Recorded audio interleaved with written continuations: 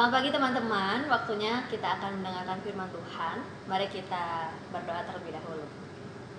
Bapa Maha Kasih dalam Tuhan Yesus Kristus, pada saat ini kami akan bersama-sama merenungkan kebenaran firman-Mu. Berkatilah setiap kami ya Tuhan, agar kami bisa fokus pada pemberitaan firman Tuhan. Berkati juga hamba-Mu yang akan menyampaikan, biarlah Roh Kudus yang mengurapi dan yang memimpin. Di dalam nama Tuhan Yesus kami berdoa dan kami mengucap syukur. Amin. Nah teman-teman, senang sekali ya kita sudah memasuki bulan Agustus. Ternyata kita bisa melewati dari Januari sampai bulan Juli dengan penyertaan Tuhan. Dan kalau kita masukin bulan Agustus, apa sih yang paling teman-teman ingat? Pastinya 17 Agustus bukan? Ya, memang itu adalah momen spesial tahunan yang kita rayakan di Indonesia. Biasanya setiap 17 Agustus, orang-orang terbaik dari seluruh penjuru Indonesia dari berbagai provinsi akan dicari menjadi utusan yang hadir dalam rangkaian perayaan kemerdekaan RI, perayaan HUT kemerdekaan RI di Istana Negara yang ada di Jakarta. Yang dipilih biasanya adalah putra-putri terbaik bangsa. Kalau yang terbaik dalam menyanyi akan ikut paduan suara, yang terbaik dalam paskib akan ikut pasukan pengibar bendera merah putih, yang terbaik dalam menari akan menampilkan tari-tarian mereka di depan presiden, yang terbaik dalam memainkan alat musik akan tergabung dalam rombongan orkestra megah. Dan hanya yang terbaik dalam bidangnya masing-masing yang layak menginjakan kaki mereka di Istana Negara dalam acara spesial tahunan itu.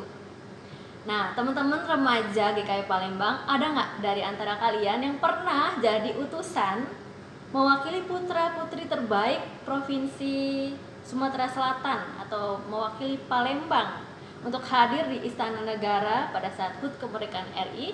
Ada nggak dari teman-teman yang pernah? Kalau contoh sendiri sih nggak pernah. Tapi kakak kelas contoh dulu waktu SMA, ada yang pernah jadi utusan untuk ikut paduan suara di Istana Negara. Waktu ngeliat kakak kelas itu, ya kagum lah, hebat juga ya dia bisa kepilih gitu ya dalam pikiran. Contoh waktu itu, dia bisa jadi utusan mewakili Lampung, karena contoh kan SMA-nya di Lampung, untuk ikut padus di Istana Negara. Rasanya dalam hati tuh kayak kepingin juga bisa jadi orang pilihan seperti dia. Tapi syaratnya berat ya teman-teman. Kita harus jadi yang terbaik dulu, baru bisa jadi utusan di Istana Negara. Kalau yang dipilih hanya yang terbaik, artinya nggak banyak orang punya kesempatan untuk jadi utusan. Jadi memang itu hanya untuk kalangan terbatas aja. Teman-teman yang dikasih oleh Tuhan, di Indonesia Istana Negara itu jadi tempat yang keren, jadi tempat yang hebat, yang didatangin orang-orang yang keren dan hebat juga. Kalau kita bisa nginjekin kaki kita di Istana Negara sebagai putra atau putri terbaik negeri ini, pasti bakalan keren dan sangat membanggakan, bukan? Mungkin orang tua kita juga bakal cerita ke teman-temannya, wah anakku jadi utusan lo di Istana Negara, mereka juga bangga. Tapi teman-teman, Istana Negara bukanlah tempat yang harus banget kita datangin untuk kesana kan? Ada tempat lain yang jadi tujuan akhir dari hidup kita, dan harusnya kita lebih bangga kalau kita bisa kesana. Di mana itu? Ya, jawabannya adalah di surga. Kerajaan surga, tempat di mana Allah memerintah abadi. Tapi ya, kalau ngomongin kerajaan surga, sebenarnya bicara juga soal kerajaan Allah yang meliputi segala sesuatu yang terjadi di bumi ini. Ngomong-ngomong soal kerajaan surga, apakah yang bakalan bisa menikmati fasilitas kerajaan surga hanya orang-orang terhebat aja? Sama seperti kriteria orang yang boleh menginjakan kaki di istana adalah hanya orang-orang yang terhebat, putra-putri terbaik saja. Kita akan tahu jawabannya dari firman Tuhan. Mari kita baca Matius 25 ayat 14 sampai 30. Kita akan baca beberapa bagian aja di bagian awal ini ya. Matius pasal 25 ayat 14. Sebab hal kerajaan sorga sama seperti seorang yang mau bepergian ke luar negeri, yang memanggil hamba-hambanya dan mempercayakan hartanya kepada mereka. Yang seorang diberikannya 5 talenta, yang seorang lagi 2, dan yang seorang lagi 1, masing-masing menurut kesanggupannya, lalu ia berangkat. Segera pergilah hamba yang menerima 5 talenta itu, ia menjalankan uang itu lalu beroleh laba 5 talenta. Hamba yang menerima 2 talenta itu pun berbuat demikian juga dan berlaba 2 talenta. Tetapi hamba yang menerima 1 talenta itu pergi dan menggali lubang di dalam tanah, lalu menyembunyikan uangnya. Teman-teman yang dikasih oleh Tuhan, waktu Tuhan Yesus bahas soal kerajaan surga, dia bahasnya lewat perumpamaan ya. Dikatakan di sana ada seseorang yang mempercayakan hartanya kepada hamba-hambanya. Ada 3 orang hambanya. Yang pertama dikasih 5 talenta, yang kedua dikasih 2 talenta, yang ketiga dikasih 1 talenta. Ayat 15 bilang bahwa mereka itu dikasih talenta masing-masing menurut kesanggupannya. Teman-teman, sang pemberi talenta itu tahu banget bahwa 3 hambanya tadi punya kesanggupan, punya kapasitas, punya kemampuan yang beda-beda. Jadi talenta yang dikasih juga beda-beda jumlahnya. Kita akan lihat ada persamaan dan perbedaan di antara 3 hamba tadi. Persamaannya, semuanya 3-tiganya dikasih talenta, dipercayakan harta milik sang tuan. Selain itu persamaannya, mereka sama-sama diberikan menurut kesanggupan mereka masing-masing, sesuai dengan kemampuan mereka, sesuai dengan kapasitas mereka. Dan persamaan yang lain adalah setelah Tuhan yang ngasih mereka talenta, Tuannya pergi ninggalin mereka. Jadi nggak ada yang satu ditinggal, satu ditemenin, enggak, semuanya sama. Sekarang kita lihat perbedaannya. Jelas dalam hal jumlah, talenta yang dikasih beda-beda ya. Ada yang 5, ada yang 2, ada yang 1. Apalagi perbedaannya? Perbedaannya adalah dalam hal tanggung jawab dari setiap hamba-hamba tadi. Mungkin teman-teman bertanya, talenta yang dicatat di Matius ini, talenta dalam pengertian apa sih? Kalau misalnya dirupiahin ke zaman sekarang, itu sebesar apa sih?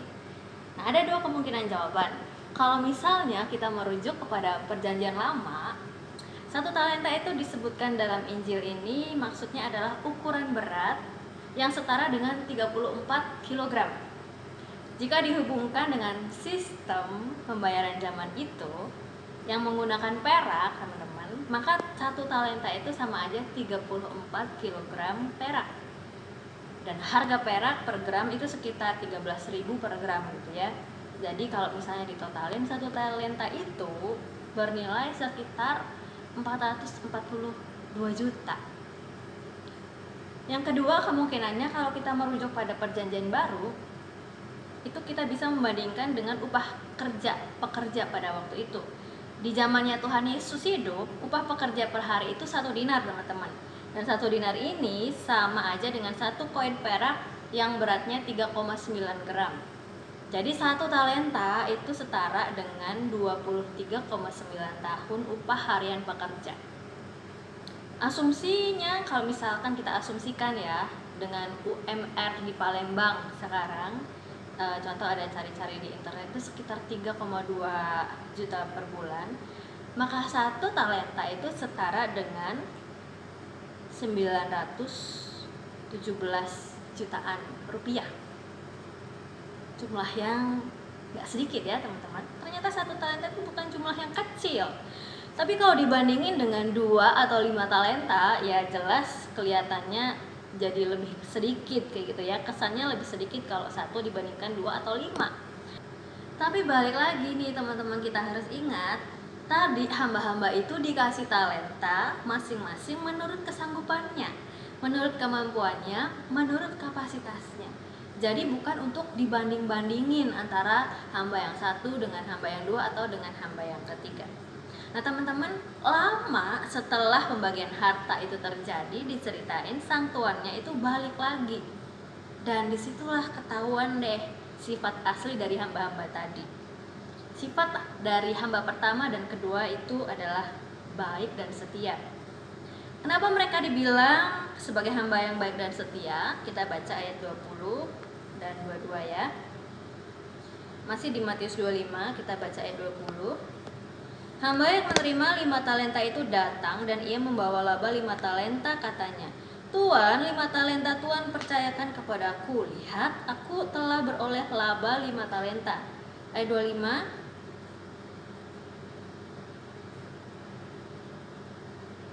Ayat 25 itu untuk yang hamba ketiga ya. Kalau untuk hamba yang kedua itu ayat 22. Lalu datanglah hamba yang menerima 2 talenta itu, katanya, Tuan, 2 talenta Tuan percayakan kepadaku. Lihat, aku telah beroleh laba 2 talenta. Teman-teman, hamba yang pertama dan hamba yang kedua ini bertanggung jawab terhadap kepercayaan dan pemberian yang dikasih tuannya kepada dia. Mereka do their best sehingga talenta yang mereka punya beroleh laba, berkembang dan menghasilkan lebih banyak talenta lagi. Berbeda dengan hamba yang ketiga, sifatnya ketahuan malas dan jahat. Kenapa hamba yang terakhir ini dibilang jahat dan malas? Kita baca ayat 24 dan 25. Kini datanglah juga hamba yang menerima 1 talenta itu dan berkata, Tuan, aku tahu bahwa Tuan adalah manusia yang kejam, yang menuai di tempat di mana Tuan tidak menabur, dan yang memungut dari tempat di mana Tuan tidak menanam. Karena itu aku takut dan pergi menyembunyikan talenta Tuan itu di dalam tanah. Ini terimalah kepunyaan Tuan. Jadi teman-teman, hamba yang ketiga ini gak bertanggung jawab atas kepercayaan yang udah dikasih ke dia. Dia nyanyain talenta tadi. Padahal tadi kita tahu bahwa 1 talenta itu bukan cuma 1.000 rupiah. Kalau kita bawa ke konteks rupiah zaman ini disesuaikan dengan UMR di Palembang tahun ini tadi ya, itu senilai dengan 917-an juta rupiah. Ratusan juta loh teman-teman. Jumlahnya yang gak sedikit. Kalau teman-teman dikasih sebanyak itu pasti senang banget kan? Tapi yang ketiga ini tadi mengubur sesuatu yang berharga itu karena dia salah persepsi. Mungkin dia ngambek karena ya kok aku dikasih paling sedikit sih di antara hamba-hamba yang ada. Yang lain dikasih 2, ada yang dikasih 5. Tapi kenapa aku cuma dikasih 1? Ya memang teman-teman, semangatnya gak boleh be the best, tapi harus do the best. Kalau semangatnya be the best, aku harus jadi yang terbaik, si akunya yang paling baik, pasti ujung-ujungnya jadi banding-bandingin dengan orang lain. Aku mau lebih banyak, aku mau lebih hebat, aku mau, pokoknya aku. Kalau semangatnya do the best, kita nggak akan lakuin dengan sudut pandang seperti yang be the best tadi. Kita nggak akan banding-bandingin diri kita dengan orang lain. Karena fokusnya ya aku mau melakukan tanggung jawabku yang sudah dikasih ke aku, dan aku akan melakukannya dengan baik dan setia. Melakukan yang terbaik semaksimal yang aku bisa. All out, do the best. Ini perbedaannya teman-teman. Dan kita lihat ada ganjaran yang berbeda juga yang akan mereka terima. Hamba pertama dan hamba kedua yang diberi tanggung jawab tadi, ada yang 2, ada yang 5. Setelah mereka bertanggung jawab mengerjakan talenta yang sudah dikasih tuannya kepada mereka, akhirnya ganjarannya adalah mereka diberi tanggung jawab dalam perkara yang lebih besar, dikasih kepercayaan lebih besar lagi. Dan yang indah adalah bukan hanya itu, mereka juga turut dalam kebahagiaan tuannya. Jadi bisa menikmati fasilitas kerajaan surga walaupun masih di bumi.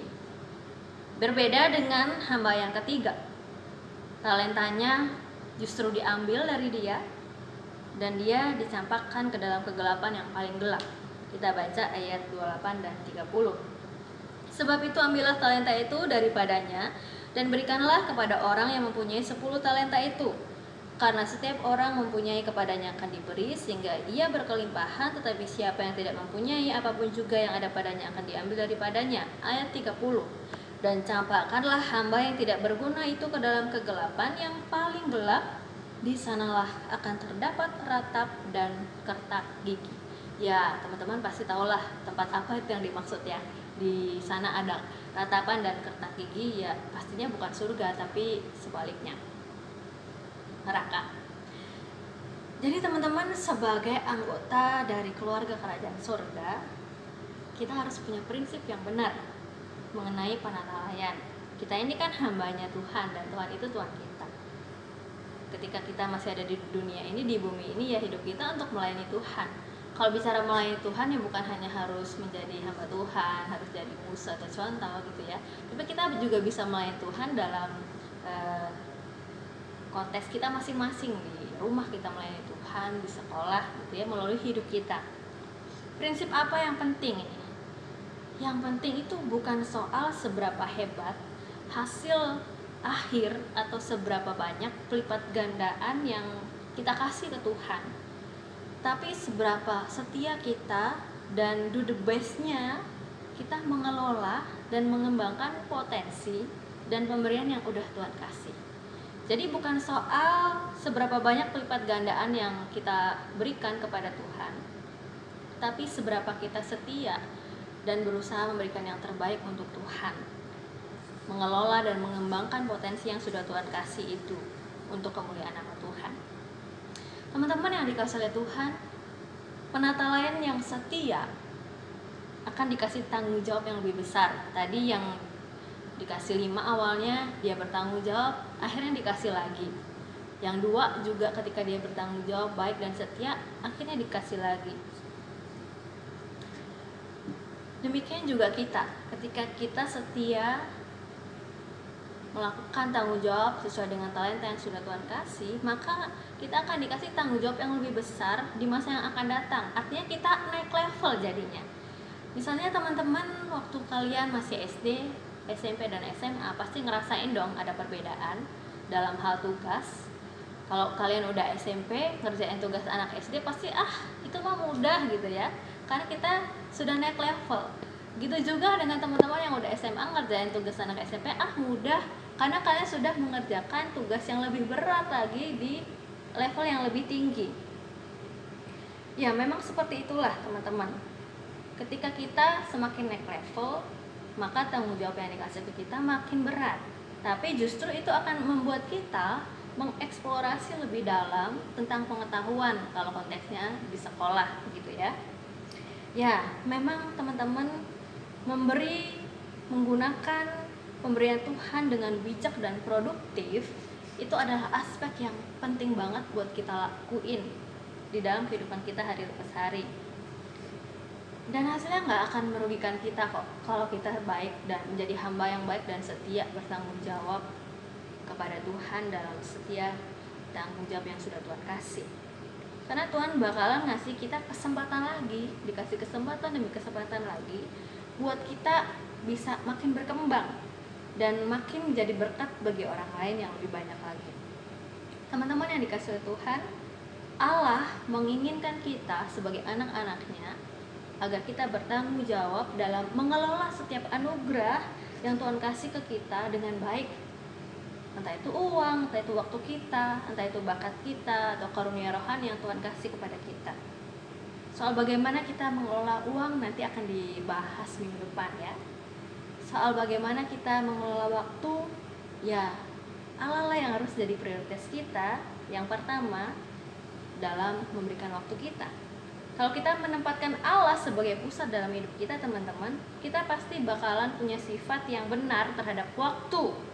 Waktu untuk keluarga, waktu untuk studi, bagaimana, waktu untuk pelayanan, untuk pertemanan, untuk hobi, untuk istirahat dan lain sebagainya. Nah, coba teman-teman jawab pertanyaan ini.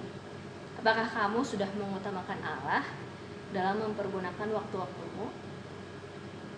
Kalau misalnya digambarin 1 detik itu sama aja dengan 1.000 rupiah, berapakah yang telah kamu habiskan dengan sia-sia dalam 24 jam terakhir? Coba dihitung. Dalam hal bakat dan karunia rohani, Tuhan sudah menciptakan kita dengan ajaib teman-teman.